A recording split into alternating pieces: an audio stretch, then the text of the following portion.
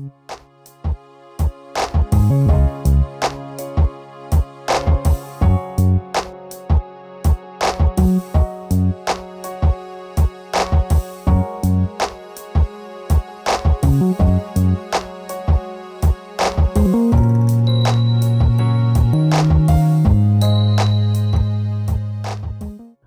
morning, good day, and good evening. As you know, as we always say, it does not really matter what time of the day, night, or evening that you listen to the On God podcast, Daily Devotions. Now, this is half of your host, which you know as Randy, aka LZ. Now, let us not waste any time and actually get to today's message, which would be reading, continuing from the Old Testament, in Deuteronomy chapter 8. I love that the Lord is taking me back to the basics because that tells me there's a lot for me to learn. Um, I actually did record this already, but for some odd reason it stopped recording while I was still speaking, while I was still reading the chapter. So I know pretty much what's going on in this chapter, but we're gonna continue reading. But I'm obviously gonna start from the beginning.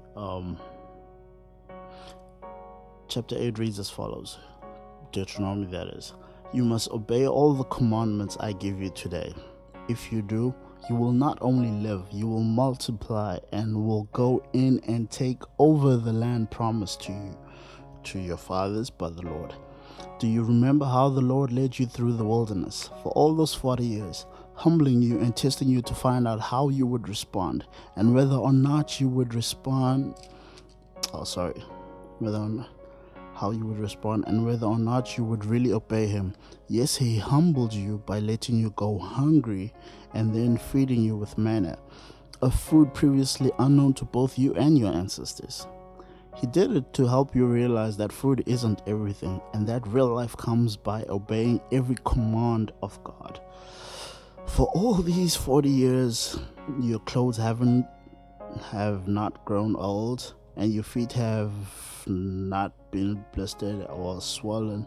So you should realize that as a man punishes his son, the Lord punishes you to help you. Obey the laws of the Lord your God. Walk in his ways and fear him, for the Lord your God is bringing you into a good land of brooks, pools, gushing springs, valleys, and hills. It is a land of wheat and barley, of grapevines, fig trees, pomegranates, olives, and honey. It is a land where food is plentiful and nothing is lacking. It is a land where iron is as common as stone, and copper is abundant in the hills. When you have eaten your fill, bless the Lord your God for the good land he has given you. But that is the time to be careful. Beware that in your plenty you don't forget the Lord your God and begin to disobey him. For when you have become full and prosperous and have built fine homes to live in, and when your flocks and herds have become very large, and your silver and pardon me, I lost where I was reading now. Silver and gold have multiplied. That is the time to watch out that you don't become proud and forget the Lord your God who brought you out of your slavery in the land of Egypt. Beware that you don't forget the God who led you through the great and terrible wilderness with the dangerous snakes and scorpions. Where it was so hot and dry, he gave you water from the rock. He fed you with manna in the wilderness. It was a kind of bread unknown before, so that you would become humble and so that your trust in him would grow, and he could do you good. He did it so that you would never feel that it was your own power and might that made you wealthy. Always remember that it is the Lord your God who gives you power to become rich, and he does it to fulfill his promise to your ancestors. But if you forget about the Lord your God and worship other gods instead and follow evil ways, you shall certainly perish, just as the Lord has caused other nations in the past to perish. That will be your fate too if you don't obey the Lord your God. Now, I'm not going to take the harshness of the scripture, really. We all know there's no life without God.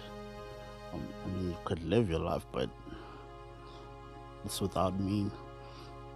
But the one thing that I will take from this is that there's a huge amount of blessing in obeying God. For instance, God says He is the one who helps you to become rich, right? And says, do not forget Him, do not become proud and boastful, and all those things. Meaning that God walks with you, and we're the ones that discard God. It's not that God stops blessing us just because, but He can't bless those who do not obey Him. The blessing isn't in the discipline of being obedient to Him, and that this is, though it is our lives, but we have to offer our lives as an offering to Him, because we owe everything to Him, because He is the and one and only true God, and He knew us before we were even formed in our mother's womb. So we need to really be obedient and love God, and the blessings will follow. Like Jesus was clear: seek ye first and His kingdom, and all these other things will be added unto you. Okay, and that is it from me today. Love you all.